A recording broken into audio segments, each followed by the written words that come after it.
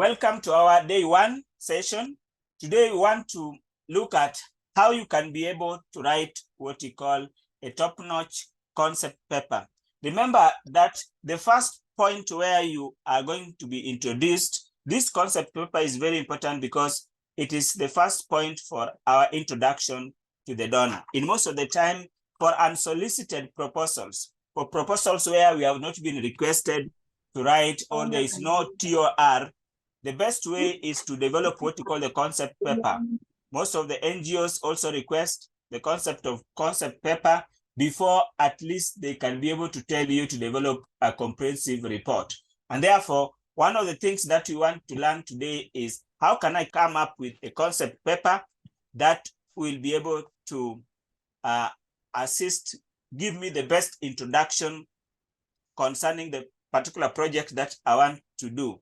So now I just want to begin also. At the end of this session, participants will be able to demonstrate the following competencies: abilities to write an excellent concept paper. That's the only objective we want to achieve in this session.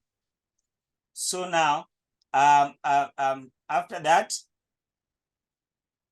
let's just introduce what perhaps concept paper is. What's a concept note or a concept paper within the regard of our grant proposal? A concept note is a document that outlines a project idea, that idea that you have, that you want to sell outside so that you can receive the funds. So it is this brief note that you will be passed over so that it can be reviewed. Either if it is well aligned with what you call the objectives of the donor, then they can be able to give you go ahead so that you can develop what you call the grant proposal. So this concept note includes the following areas: clear objectives of what you want to achieve, methodology, which simply means the approach you are going to use so that you can be able to achieve it, expected result, and possibly a budget. So the key that helped me especially to perfect this area is you become open to what you call feedback. Once you already develop the concept note or concept paper, please pass it over to your colleagues, pass it to any other person who can review your work. This writing style, we are expected at least to be friends, okay? So one of the things is that you have to practice diligently. At the same time, once you have already written that particular work, proposals currently are not being done on the basis of one person alone. So you have to do it through participatory approach. So you share the ideas and be open to feedbacks so that you can perfect this particular skill. So now, let me move now to purpose. Why is it that we request to have a concept paper developed during the preliminary stages of coming up with an idea? Now, project planning and development. Now, part of the work of the concept paper is to introduce the vision and be able to help stakeholders clearly understand the goals, objectives, and the scope of the project. Now, the reason why this is done, it is the beginning where the stakeholders get to know exactly what you want to do and possibly how they can also get in to support that idea that you want to come up with. Now, it's also a communication tool to engage the stakeholders. So it serves as a communication tool to share the project idea with the stakeholders, including funders, government agencies, and communicator members to potential collaborators.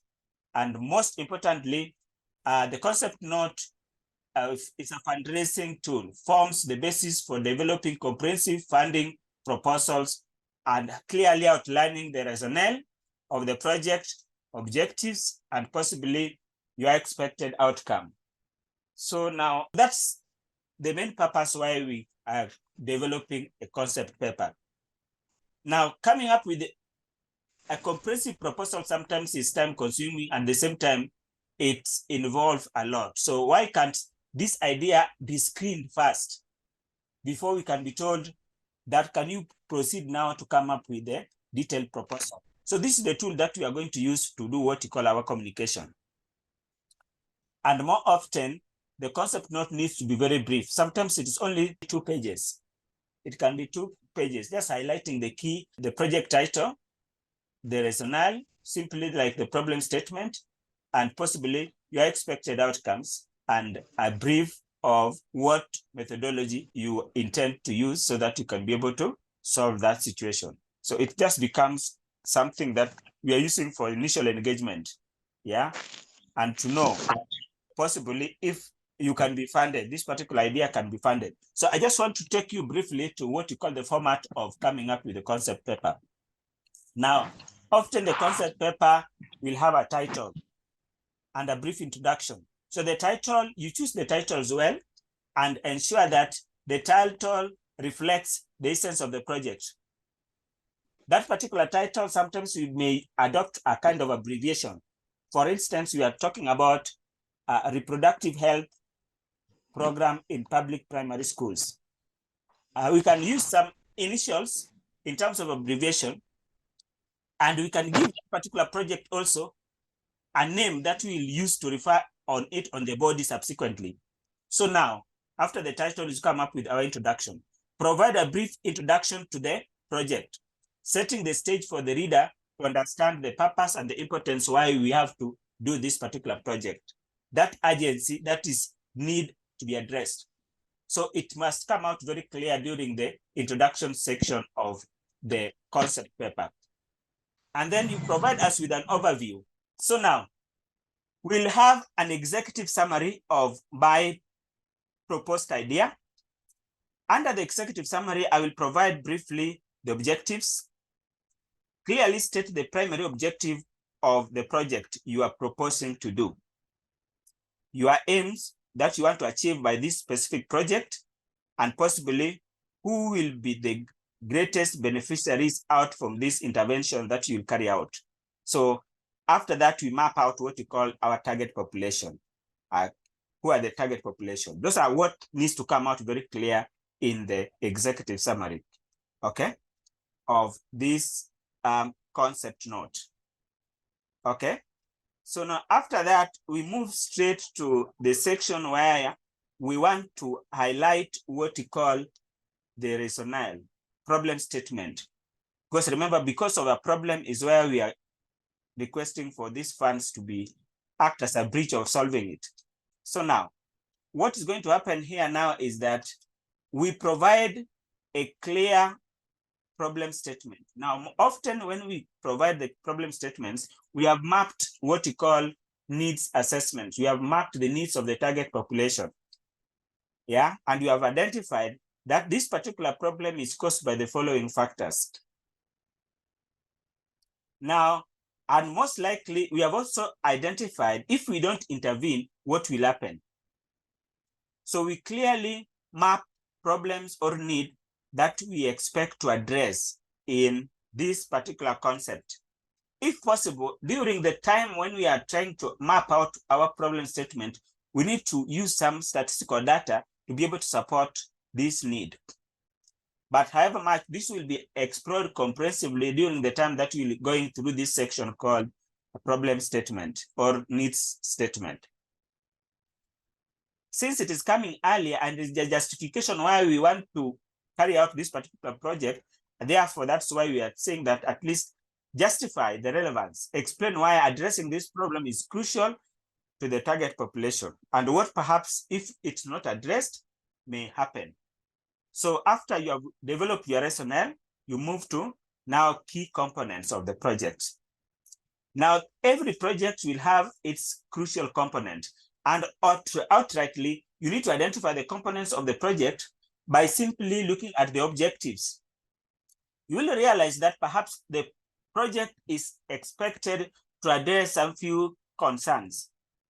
Those concerns may be like its main component, because as we are going to address this problem, we'll make each and every concern have specific activities that we shall do so that we solve it. So break down the activities, outline the key components of activities that make up the project, and possibly we need to address what we call the timeline, okay? Then we move straight to the section where we shall be addressing expected outcomes. Our expected outcomes need to be measurable outcomes, clearly defining the expected result of every activity that we shall do, every activity will lead us to some output. And every output will lead us to some specific outcomes. So what we are trying to look at here is that the concept of writing project is so much tied with the knowledge on project management. So at any given time during our review of the project itself, we shall undergo what we call looking at what we call the result chain of our project. When I look at the result chain of the project, we're simply referring to the various inputs, the human resource, the funds that we are requesting will do some specific activities. So you need to map exact all the resources that you require. What will those resources do? They will do some specific activities. Can you map those activities based on each component of the project that you want to address? Then each and every activity will lead us to get some expected result. At the end of every activity, we shall get some output. And in every output, we need to trace it in terms of what will it result in, possibly the outcomes. And then that's what gives us the final goal, or what we call the impact of the intervention that we shall be carrying out. So that must be in your mind, because most of the description, especially when we come to the project description section, we shall be addressing those concerns so that they come out very clear to the donor, exactly if you understand the intervention that you want to carry out very well. So we shall use different models of trying to highlight our understanding on the project that we want to do.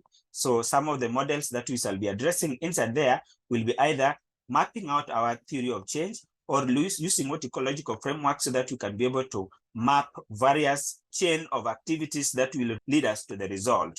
Okay. So now, after having what we call our expected outcomes, we shall move straight away to map our beneficiaries. Beneficiaries are the people we intend to solve their problems or the challenges that they are facing. So clearly identify the direct and indirect beneficiaries. There are some beneficiaries that we consider as the primary beneficiaries. These are people who are directly affected by the situation that's on the ground, which we want to solve. And then we also have people who are indirectly affected. We normally call them the secondary beneficiaries. So we need to map them, because without clear map on them, we are so much interested in to explain to what extent are they affected by this situation. Yeah. And because by simply mapping them well, since we need to engage them from the start, from the time that we are initiating this idea, we need to engage these beneficiaries as a component of strengthening what we call sustainability of our program, which is very, very key. Key involvement of the stakeholders or beneficiaries is very important for every program that we are going to do. It's also a component of enhancing what we call our accountability in the programs that we do.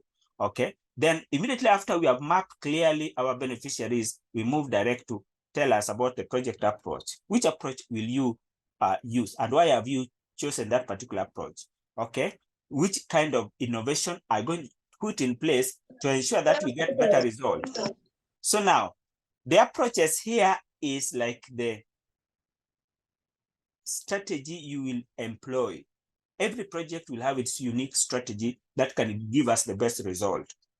And it's upon you as the project manager during the time that you are trying to conceive this idea to identify the strategies that have been resulting in the subsequent projects that you have been doing to better result. Just proposal to such kind of strategies involve community involvement. And I've said the rationale for doing what you call this community involvement. The community will take ownership of what we are doing to them. And use of technology bring better result. There's element of efficiency when we adopt what we call technology. Even if at all we are going to collect data, our data collection process will involve what we call technology for a kind of standardization and better result. And then training the stakeholders so that we can be with them in the same page. It's very, very important that we adopt that all the stakeholders can participate, they can be more useful. And it's only as a result of us training them on their expectation, our expectation, and the program expectation in terms of the outputs and the result, that they can be able to question if something is not taking place well. So those are some of the strategies that we end up bringing for us better result. Capacity building, community involvement, use of appropriate technology based on the particular interventions that we are doing. Okay, any innovation that you are going to use, if there is unique aspect of the project that we shall integrate, is very, very important that we bring them forth as a way of explaining our major understanding concerning the project. After these particular approaches, this approach, we shall dig deep when we come to grant proposal writing, because you have to explain clearly how you expect the result to be achieved. And then in the component of the result is we incorporate learning. We also incorporate aspect of ownership of the project from the level of involvement, which means we want to ensure that by the time we're implementing programs, we are also promoting accountability. Responsibility, clear responsibility to the stakeholders is highlighted during the initiation stage. At the same time, as we are engaging in all the circle from initiation, planning, implementations, and even the close of the project, we involve them as a component of trying to encourage being open in the manner by which we are disseminating information to the people who needs to benefit most from this, our intervention. And then we move to a very important section here. And this section is briefly, we highlight on the monitoring and evaluation. Yeah. And with regard to monitoring and evaluation at the concept of, or at this concept paper stage, we need to specify the indicators. Indicators are like the yardstick of measuring our progress. How will we know that we have achieved the result we intended to achieve? We clearly map our indicators. Now, these indicators will be a mix of indicators, both quantitative indicators, which means talking about the number, percentages, okay? So this is only possible after clearly mapping the situation on the ground, which simply means most of indicators, we are able to set them well if at all we have some kind of baseline data. Sometimes we may do a project which we don't have what you call the baseline data.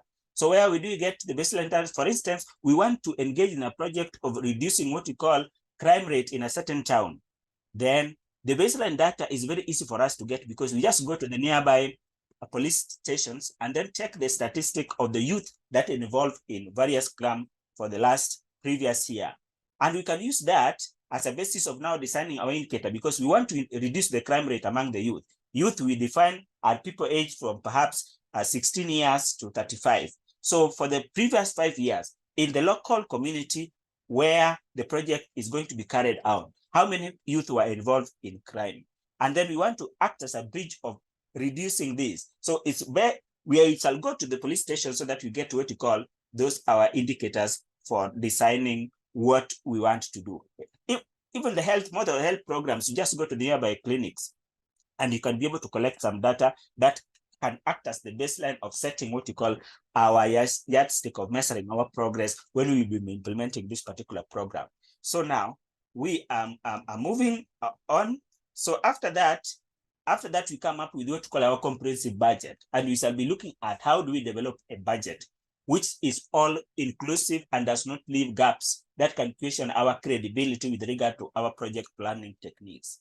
Okay, this is a skill and it's being perfected by time, just what I've emphasized. Any writing skill involves some techniques. One of the techniques is you continuous improvement.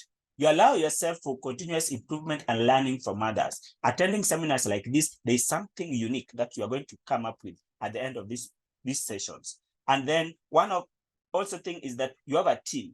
You have a team well equipped with knowledge and skills, where after the proposals have already been developed, it goes through what you call proofreading and screening and eliminating all those grammatical errors that will just make somebody just switch out from getting interest from your proposal. Remember, concept paper, the main thing of concept paper is where we want to give an impression. So we have to give an impression that we are the right candidate who can be able to implement this program based on what you have already highlighted in this. It's a communication tool, and it's communicating about our competence level or being ability to be able to do what? To spearhead this particular project. So there is no loose ends. We must ensure that everything is tight. Now, next is a section there that we may highlight about the sustainability. This sustainability is perhaps how, to what extent, if we implement this program today, or if at all we receive these funds today, we ensure that this particular program can still generate result in the near future, which simply means, what about, can you be able to explain or justify the durability of this particular program? So now, long-term impact, discuss how the project will contribute to the long-term positive change, and clearly outline the exit strategy. How will you incorporate the locals so that they can take over the control of this particular project? So this is what is supposed to be explained here under sustainability. And one of the most important sustainability measures in every program is your involvement of the community from the start up to the end. If they are properly engaged and involved and they have a lot of interest, they will be more interested to be useful and productive in all the stages that we shall be moving forward. So that's exactly what we shall be explaining in this section. And then possibly we need to highlight about our partnership and collaboration networks. Okay, this is important because it's also part of the strength of us being open. We are open. We are not restricted that we are just going to do it with these people. We are having our existing network. We shall involve in this particular program, and possibly we shall benefit from their strength. Remember, no person is an island. This is a network place where at least we collaborate. We share a lot of what we call ideas with each other, and then we give room for learning from each other. So for potential collaborators, we highlight them. Our existing partners, we also highlight them in this particular section if possible. Okay. And then finally, we are going to have a small section here, which we call the conclusion. This conclusion is just give a brief summary about the output and then call for action. What actions are you looking for from what you call your stakeholders? What do you want from them using this particular proposal? Are you looking for network and collaboration? Are you looking for them to give you funds? So you clearly put it under this section of the conclusion. And then final integrities are not a section on their own, but they are like the procedures, like review and editing your work and passing it, discussing with perhaps those key stakeholders so that you highlight for them the concept which you want to pass across. They will have their say, and can their say also be used at least to modify this particular paper to be more tailor-made, to be more beneficiary friendly as much as possible. So that's why that level of engagement is expected. So now, from that particular perspective, we just want now to take you through specific practical samples which demonstrate the competence and ability to be able to write what we call this paper called concept note. So now, what we want here is, number one, I have the first project that I want to take you through. This particular project is sample number 4 in our grand manual. The sample number 4 is about increasing productivity of potato farming in Kasipul Kabondo constituency, Homa Bay County, Kenya. Okay, this is the project that we want to pass to the donor. Okay, so now look at now how I'm going to begin it now. The executive summary becomes the first one. After identifying the title, you move direct to executive summary. Now, what are the key highlights in this executive summary? A vital aspect of agriculture in Homa Bay County, Kasipul Kabondo constituency is potato farming. Nevertheless, the industry faces difficulties like low production, restricted access to contemporary farming methods, and limited market. This concept paper suggests an intervention to boost potato farming production by putting new and sustainable agricultural practices into practice, training farmers, and creating market connection. Now, if you look briefly into this executive summary, you will find some very important highlights here. Number one, you will find the core components of our project. And the core component of our project include these areas that have been suggested here. So then we now move to the project objectives. Let's look at the proposed project objectives. Primary objectives: to greatly boost the Kasipul Kabondo constituency potato cultivation productivity in order to improve farmers' livelihood. That's the overall goal that you want to achieve using this particular project. Then now you narrow down to your specific goals that you want to achieve. And these specific goals becomes the objectives of the program, which simply means your project intervention will be tied to these specific objectives. These are going to be the components of our intervention. Number one, introduce sustainable and contemporary methods for growing potato, which means we want to bring new techniques of giving greater yield. Yeah, well-researched methodology of ensuring that yield per acre is boosted using this particular farming methodology. Next is capacity building. We train farmers in disease management, pest control, and best agricultural practices. That is another component of this our intervention. Then number 3 component is make high quality potato seeds more accessible to farmers. Yes, so this will even involve networks with even some other organizations that are involved in the research or local research institutions in that particular area to be able to do more research in this area so that they come up with better quality potato varieties. And then finally is the concept of the market and higher connection to the farmer so that the farmers have greater bargaining power of their output. This is going to bring forth several farmers getting interested in joining the potato farming in this particular area so that it becomes a source of livelihood support and families can be properly be supported by this particular farming practice because there is ready market, or we connect this market to some international market centers, so long as the farmers can be able to get more. That's our interest. So now, what are now the critical components that you will tie this to your intervention on? You get them from our specific objectives as highlighted in this section. So now I want to move because this is the first programs we want to sell. So I'm moving to the next slide where I'm mapping about the target beneficiaries. So the target beneficiaries in this intervention are small holder potato growers in this particular constituency. They are the main beneficiaries of this project. Okay. And specifically, we are so much concerned about women and youth getting involved in this potato farming, this agricultural practice. Why are we behaving like that? Because we classify women and the youth as under vulnerable members of our society. Empowering them is one way by which you are going to give them a livelihood change, supporting them and making their life become more bearable to the situation. So now the project intends to support youth employment in agriculture and gender equality by focusing on this vulnerable population. Look at that. So that's why anytime that you are going to map our target beneficiaries, most of the intervention, we want to see among the vulnerable inclusion of the vulnerable group in our intervention.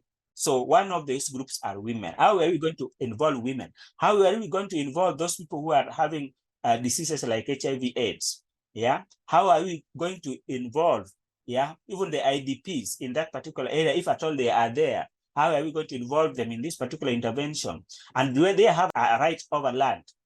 Because remember, something about agriculture is that, first of all, it comes from the right of land. Who owns land in that particular constituency?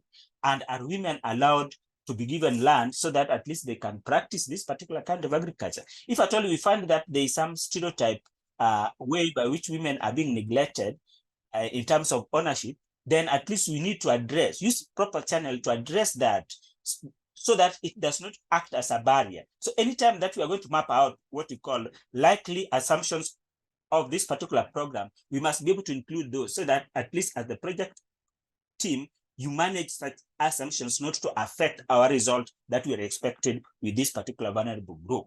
So that's going to be very important. And that's why a section on its own in the grant proposal will be about target beneficiary mapping. We map them with regard to the exact people who we need to reach most with this particular kind of intervention. This is very, very important.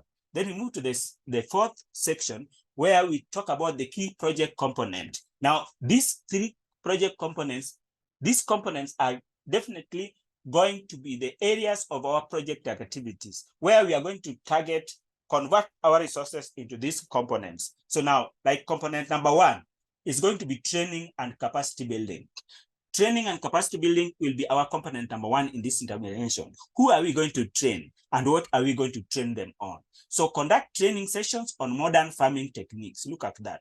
Pest control and disease management and sustainable agricultural practices to the farmers. And then establish demonstration plots to showcase the best practices they can be able to see. And from there, they can copy and go and adopt in their various farms. At the same time, we shall visit them in their various farms and see how they are doing things on the way we train them. If at all there is some setbacks, we can be able at least to advise appropriately at that particular level. Okay. Then now, the second component is access to quality seeds. How will we incorporate accessibility of quality seeds to these farmers? We are going to collaborate with seed producers, yes, various seed producers companies that are existing in our nation, and then we shall invite them forth to conduct, even if it's the research on the best seed variety that can fit, taking care of what you call the local context.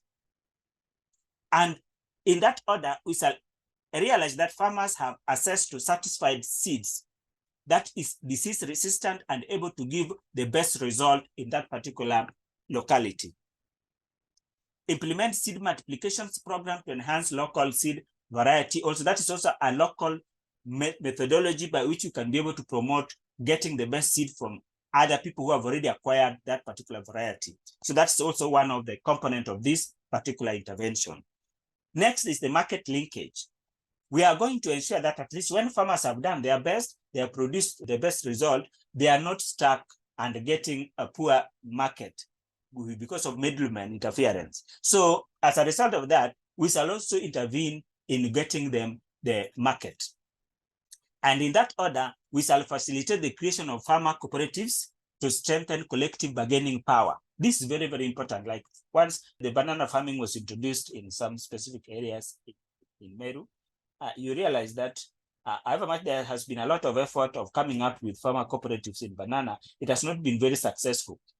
Yeah, but then farmers have undergone a lot of training from several NGOs in that particular area to an extent that you'll realize that if you go to the farmer down there, the price that you'll get that particular seed of banana is almost the same like when that particular banana has already reached major towns in our city, which means farmers have been trained to not to be exploited. That's number one thing that discourages several farmers not to involved in agriculture. If at all we don't have market, definitely they will be subject to middlemen who will exploit them. And in the result, you will find that several farmers will stop engaging in agriculture since agriculture is not bringing better result. Okay, establish partnership with local markets and processors to ensure reliable, coming up with factories that can be able to process potatoes in that area is one of the best intervention that can be able to strengthen what you call the market.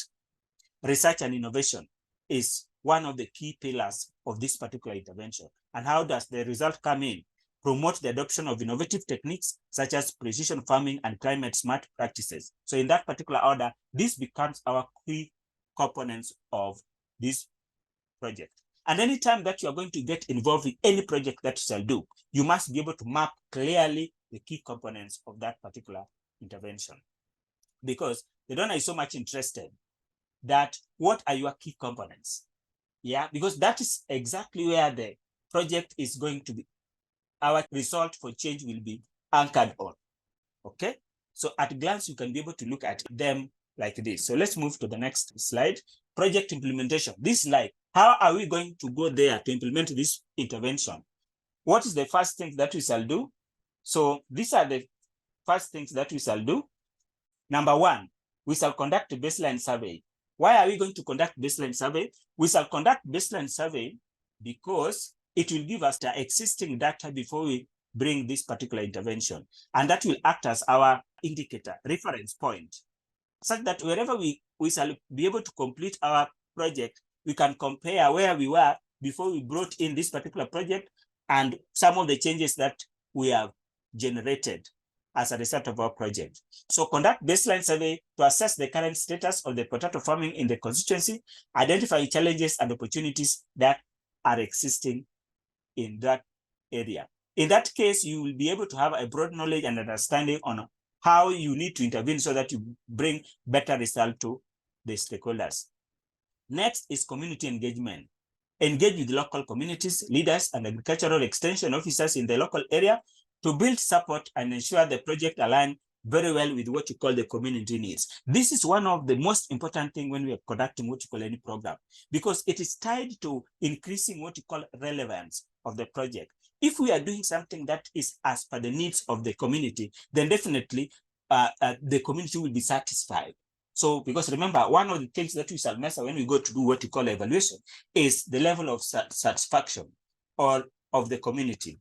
Were they satisfied with what we gave them? Yes. Was it properly aligned with their needs? Yes. When we conducted needs analysis, it was a top priority that they were interested in new techniques by which you can be able to increase yield of their crops. Demonstration farms, we shall establish the demonstration farms, and this is a task that currently, if you go along our country, in fact, most of the universities are in the local area setting up their demonstration centers for the research. Establish demonstration farms to showcase the effectiveness of modern farming practices and techniques and how they can be adopted to the local farmers for better results. And then finally, we can never forget the monitoring devolution aspect, yeah, which is going to be able to track our interventions appropriately. Okay, so these are some of the things that we must be able to do. So this is going to be very important. So now, this is our implementation approach. So we shall begin by conducting baseline survey to be able to understand the local current status of that particular situation that you want to solve. That particular knowledge will be used now to build, because remember, when you want to bring a project, you must be able first to understand the local mechanism of even survival. Yeah. How have you been coping up with this particular challenge? They will tell us more how they've been coping up. And then what are the challenges in their coping mechanism? Is it universally that every household is coping in the same manner? Or there are some households that are challenged and they cannot be able to cope in the same manner, and perhaps they require support? So those are some of the analysis that we shall be performing during our baseline assessment. Okay, so let's move again. After this is the implementation, we shall be able at least now to move to sustainability and exit strategy. Now, this is where we are highlighting community ownership. Promote community ownership through establishment of farm groups and cooperatives. Local cooperative societies for these farmers will be set up, and then we shall also put them into what we call groups. They meet often, they discuss their experiences. It looks at learning. We create a platform for encouraging what we call learning. Let farmers learn from each other. This is going to be a very fantastic way of promoting knowledge within the local community level. I encourage the formation of sustainable community-led initiative to continue project activities. And then how shall we promote transfer of knowledge that has been gained? That is very, very important, because as part of our process is to ensure that by the time we have left this particular community, they have their resource persons properly built within the organization that can continue training other young ones in future. And in that case, we shall have participated in the knowledge transfer that is needed for most of the programs that are being done. And then finally, we have what we call market integration. Establish strong market linkage to ensure a sustainable demand for farmers' produce beyond the project period. And in that case, so many people will get interest of getting involved in this particular farming, and farming is going to be profitable. We call it agri-business. It's a way of promoting agri-business in the local communities to an extent that now, using farming, people can make it as an income.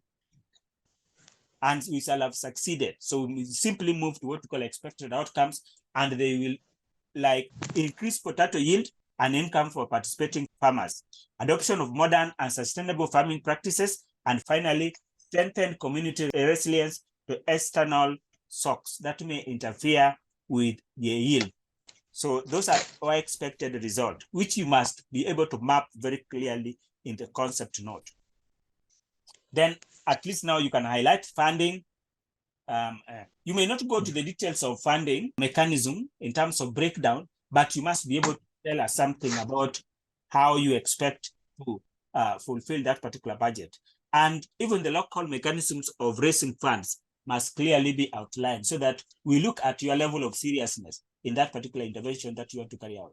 Then now, stakeholders engagement, you get support and create cooperative network for project success, interact with pertinent stakeholders such as government, agricultural extension officers in the local area, local authorities, NGOs, and possible funders, if any. And then just highlight the project timeline, and that becomes our concept note. So if you look at this, our concept note, somehow it is more detailed, because this is a concept note that's more than 2 pages. Yeah, If it is now only 2 pages, then perhaps we shall leave out several sections and only target on perhaps the object, the key component, outcomes, and possibly monitoring and evaluation aspect. So we reduce it to just 2 pages. We need only to emphasize so much about the need. And after highlighting the need, what shall we do? The project implementation strategy. We bring it forth and map clearly the stakeholders. That is very, very important section. So we can reduce these other components, because remember, the concept note ranges from 2 pages to 4 pages.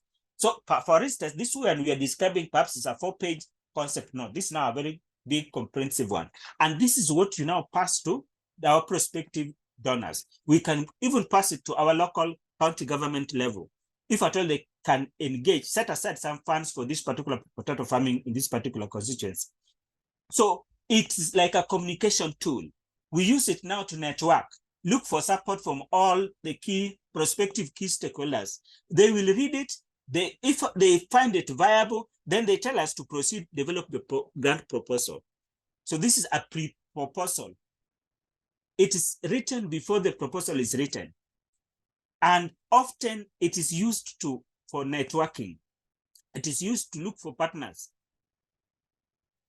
And sometimes it is used in an area where even the NGOs themselves are not very much aware if they can be able to succeed. So there is like a trial. We are doing some elements of trying, and it's better we try with the concept first. We review the concept, and then we can be able to subject the concept to appraisal, and then we tell you, yes, can you proceed now to develop the detailed grant proposal? So that's an example one. I want to take you to the second example, and then you look at the similarities. Now, this second example is about school feeding program for schools in Kibera slums, Kenya. Executive summary. Now, we are proposing that this particular project intervention is being done by Norwegian Research Training Institute Foundation. So the Norwegian Research Training Institute Foundation suggests implementing the NutriBoost. Remember, I've now given the project a name.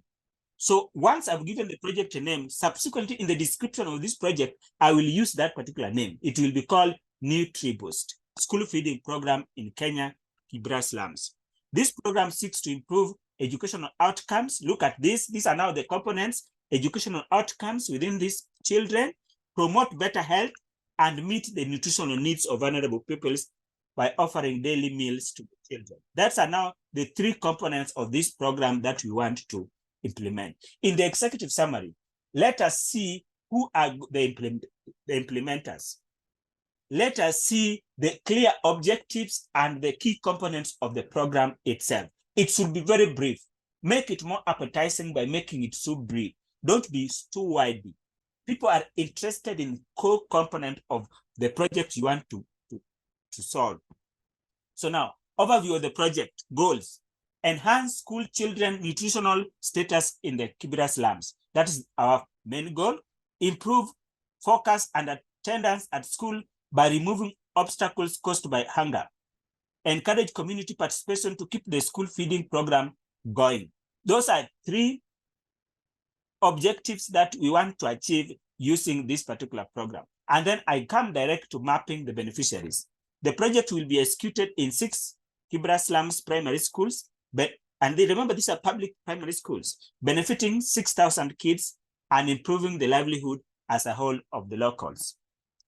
I've mapped the beneficiaries. Under components, under what you call concept paper, mapping beneficiary is very important. And I emphasize in our potato project that these beneficiaries need to be inclusive of the vulnerable members of our community.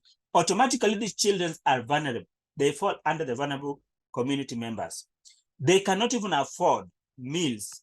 And remember, when a child has not taken lunch, definitely afternoon classes cannot be possible because the child is so much concerned about the stomach as opposed to the concept that the teacher is teaching them. So as a result of boosting their performance, can we be able to start school feeding programs in our schools, in our slums? Yes, through this particular proposal. So that is exactly what, and you must be clearly tell us how many number, in terms of the number of kids that will involve. Can you count those 6 schools, each school enrollment, what is the each school enrollment, and then tell us exactly the target population, if even teachers are not included. Okay, that is good. Then justification. This simply means in our concept paper, after we have mapped what you call our beneficiaries, can you be able to tell us the problem statement? What has brought this problem to be launched? So look at what has brought this problem to be launched. A lot of households in Kibera slums experience food insecurity as a result of serious socioeconomic problems. Hunger is a common problem for kids in these slums schools, which has a detrimental effect on their physical and mental well-being. Okay, now we want to bring in the role of this program.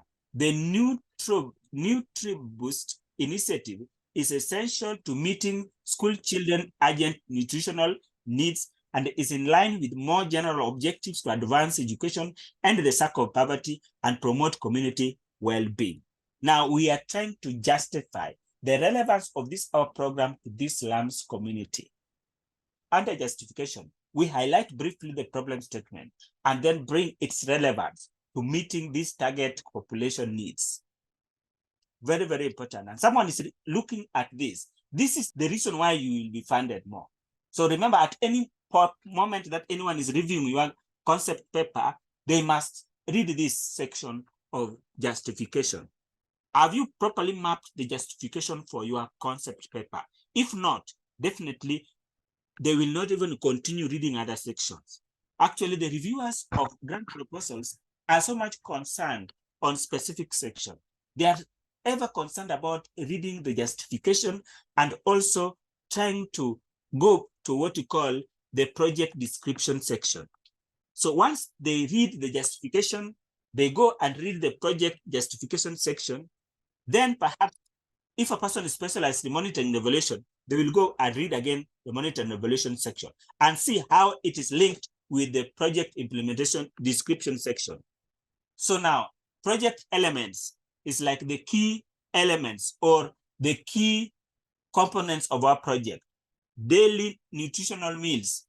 Serve children a healthy lunch every day that include foods that are appropriate for their culture and location, and possibly provide breakfast and lunch, nutritional lunch and breakfast, and you change for them the diet.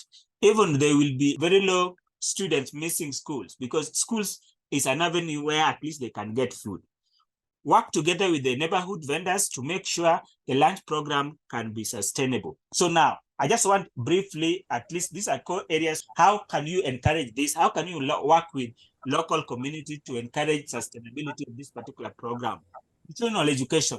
Incorporate nutrition education into the curriculum of the schools, informing the pupils on the significance of eating a healthy, balanced diet. Now, this as an NGO, remember, sometimes incorporating require a lot of networking with what you call curriculum developers. Most of the NGO programs are in schools actually involve incorporating it in the curriculum. Let the children see the rationale where nutrition education is important. If it is reproductive health, incorporate the reproductive health in curriculum.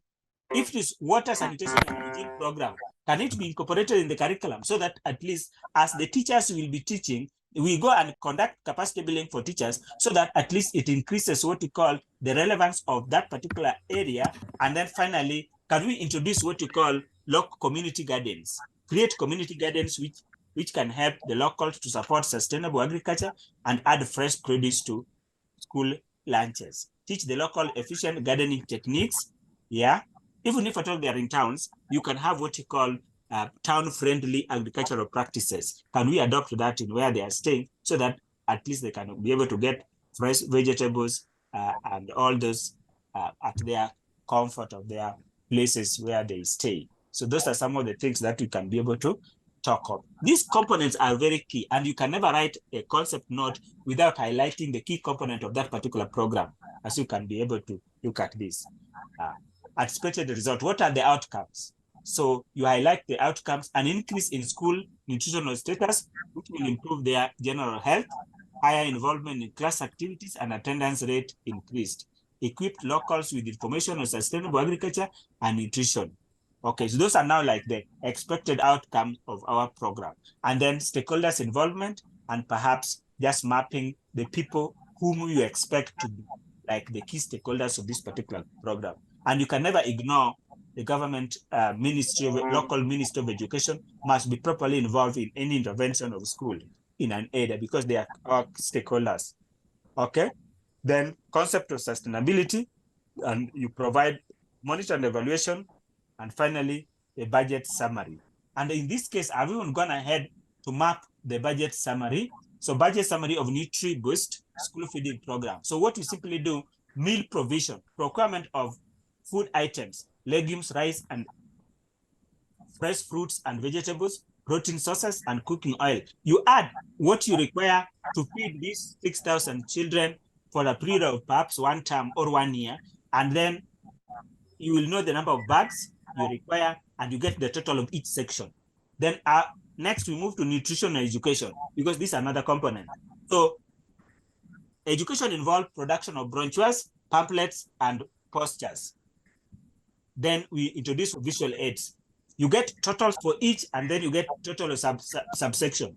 Establish community gardens. No infrastructure required, purchase of garden tools, seedling, fertilizers, etc. Add each section. Operational cost, project management, salary for project managers, transport, logistics, and communication, etc. And then after that, take care of what you call contingency funds, which is 10% of the total budget for unseen expenses. Yeah.